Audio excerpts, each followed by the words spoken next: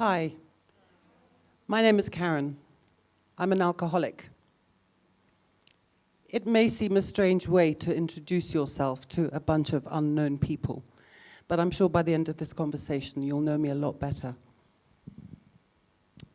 I'm not ashamed to say the words, I'm an alcoholic. I have spent my entire life until 4 years ago being ashamed of my true identity. Not anymore. This is my story. I don't have any real memories before the age of 8, and it's not a coincidence. My parents divorced when I was 8 years old. And it was just the other day, actually, I was talking to my mum because it occurred to me I'd never asked her when she actually moved out of the house.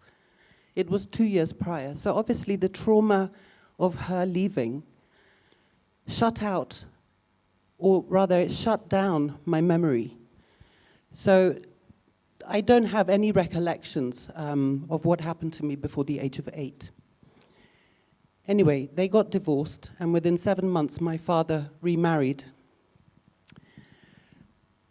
It wasn't a shotgun wedding. She wasn't pregnant. She already had kids of her own, but there I was, 8 years old, faced with a whole new family. And my stepmother and I did not get on very well, right from the get-go. Also, due to a recent conversation I had with my mum, my father would not let, my dad would not let her see me in a couple of years after the divorce, and she went to court, got a court order. See, she had run off with his business partner. And at the age of 8, 9, 10 onwards, I learned to lie about the weekends I would spend with my mum because I wasn't allowed to say he was there. This all started a cycle of lying and shame. The fact that my mother had abandoned me because that's how I perceived it. And then the lying about seeing my stepfather, who during these weekends, when I used to spend the rare weekend with mum, he would molest me. On one occasion, one of his business partners also molested me. I was between the ages of 11 and 13 when this used to happen. Another layer of shame. I didn't know how, in fact, I didn't know what to call this. It was only 4 years ago that I learned to put a name to this sexual molestation. But at age 11, I had no idea what to call it. Fast forward to when I was about 15. It was a Friday afternoon at Loreto Convent Musangari, where I was at school, 15 years of age. And I saw my stepsister, the older stepsister, come into the classroom, 3 o'clock in the afternoon. I was hauled out of class after she whispered something to the teacher. On the drive home, there was no explanation coming from her as to why I had been hauled out of class. And upon arriving home, I found my bedroom full of policemen. Some travelers' checks had gone missing from one of our house guests, and I was accused of stealing the travelers' checks. I spent 8 hours at Kilimani police station. Now, we all know what Nairobi police stations are like these days. You can imagine what they were like back in 1985. Not a very pleasant place to be. I was interrogated relentlessly until finally, after 8 hours, the policeman wrote down his name and number on a piece of paper and gave it to me. Upon going back to the car, my stepmother was sitting in the car waiting for me. She asked me what I had in my hand, and before I could answer, she took that piece of paper and ripped it up. It was my lifeline. And in that moment, I can honestly say my trust, my belief in humankind shattered in that very minute. I felt alone, more ashamed than ever, feeling I had no one to bat my corner, no one to stick up for me.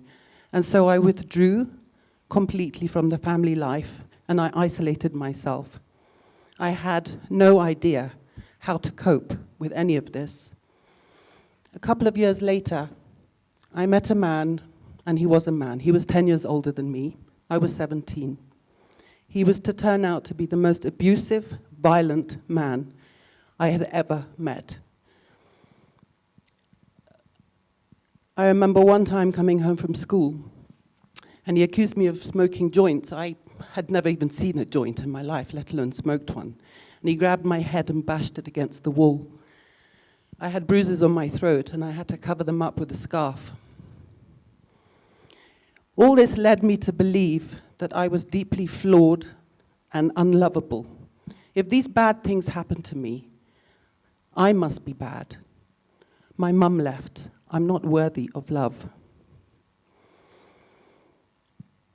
When I was 18, I went to Italy. Therein followed a string of unhealthy relationships, to put it mildly. They were all emotionally unavailable men. It was no surprise. I was emotionally unavailable. I had no name for emotions. Nobody had taught me that it was okay to express anger, that it was okay to feel jealousy, that it was okay to be sad. Nobody taught me this. And so I went along. People often ask, why do you put up with abuse? I knew no better. My example of love at home between my father and my stepmother was violent. Plates being thrown, names being screamed at each other, and generally totally unhealthy. There was nothing functional. There was no affection, no praise. So I lived isolated. So why did I tolerate this violence, the abuse? It was because I didn't love myself. I thought I was unworthy. I came back to Kenya in 1995, and 2 years later, I married. Now, for me, I'd vowed that I would marry forever, that I would do everything possible to make my marriage work. And at first, it was happy. There was the white picket fence, little children running around. We'd go on safari, camping trips, holidays at the coast, and we worked, and we took our children to school. And then it started to go slowly wrong. You see, my husband, he's actually going to be my ex-husband soon because I'm in the process of a divorce. He's a narcissist. What does this mean? Narcissists don't feel empathy. Narcissists blame everything on the people around them. They never take responsibility for their own actions. He had been married 3 times before and had had 3 children by 3 different women. The red flags should have called loud and clear right at the beginning, but they didn't. And there's also a reason, a psychological reason for this, that narcissists often attract empaths. And coming from the dysfunctional background that I had become a people pleaser, which means I would run around making everybody happy and not looking after myself. So this went on. The name-calling started, the verbal abuse, the gaslighting. For those of you who don't know, gaslighting is when you will have a conversation with someone. For example, I would come home from work on a Friday evening, and I would stand at the kitchen door and I'd say, oh, so-and-so have invited us out for lunch on Sunday. Shall we go? And there'd be a whole conversation about this. Yes, we'll take a bottle of wine, and I'll bake some cookies. And so come Sunday morning, I would say, don't forget we're out for lunch at so-and-so's today. And he would look at me and say, no, you never told me anything. This is the first I heard of this lunch.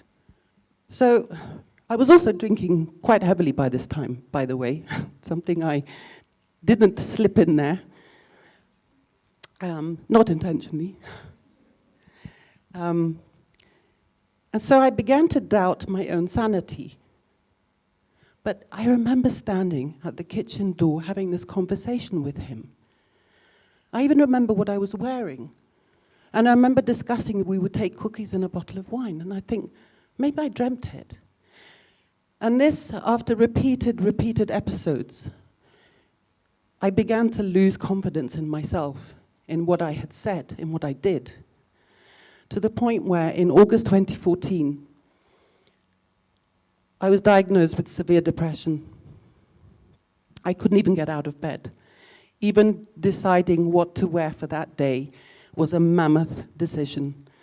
The verbal abuse, the narcissistic abuse, had worn me down until I had no idea which way was up. I was put on antidepressants, which I'm still on, by the way. I've been told I will have depression for life.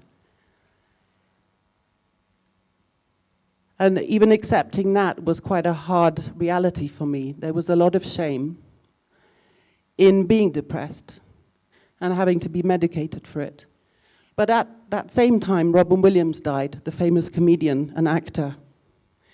And it was his death that allowed me to speak out about my own depression, because there is so much stigma surrounding depression today. Just before the depressive episode had started in June that year, I held an art exhibition. And at that art exhibition, I sold one painting for 60,000 shillings. By now, the marriage was completely falling apart. There was pathological jealousy dotted throughout our marriage. And the turning point for me was in October 2014. I had been working for 2 weeks at my brother-in-law's restaurant. My ex-husband-to-be accused me of having an affair with my brother-in-law. How do you prove innocence? How do you prove you haven't had an affair with someone? You can't. And after 18 years of battling this pathological jealousy of his, I'd had enough, and I left. I packed one bag. I left my 2 children behind with my mum because I knew she would look after them, and I left. I had 60,000 shillings to my name. I knew that it was a massive decision, but I knew somehow deep inside I could not live like this anymore. 2 weeks after that, I had what is called an intervention. How many of you know what an intervention is? Hands up. Right, that was me, except Dr. Du wasn't there. But I walked into the sitting room, populated with some family members and my children, and I decided, you know, what the hell? I've got nothing to lose. I'm at the bottom of my life, and the only way is up. 3 hours later, I was at Jomo Kenyatta International Airport, boarding a plane to go to Rehab in South Africa. I was only initially meant to be in the rehab for 1 month. But with the Christmas holidays coming up, and we all know how Kenyans like to booze at Christmas time, I decided it was probably better that I stay safe in rehab and work through all these demons of mine. The sexual abuse, the abandonment, the shame, the deep shame I carried inside. You see, because guilt is, I made a mistake. Shame is, I am a mistake. I lived like I was a mistake. It was time to change that. So 2 months in rehab, and I came back to Kenya on January the 6th, 2015, having just been sober for 2.5 months, not even, to find out that my husband had been having an affair while I was in rehab. This shattered my world as I knew it. But I stuck with my decision to leave him, and I filed for divorce a few months later.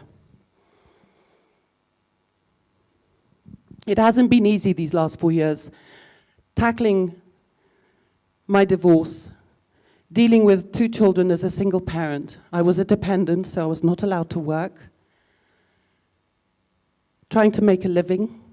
You may ask, why didn't my husband support me? Well, he's a narcissist. Narcissists leave you. You don't leave them. So I've been punished by him. He thinks it's a punishment. But actually, I have come into my stride. On the 1st of November, 2018, I just celebrated 4 years of sobriety. And thank you. And 10 days ago, literally 10 days ago, I qualified as an addiction counselor, studying online. And that is how I am finishing well. Thank you.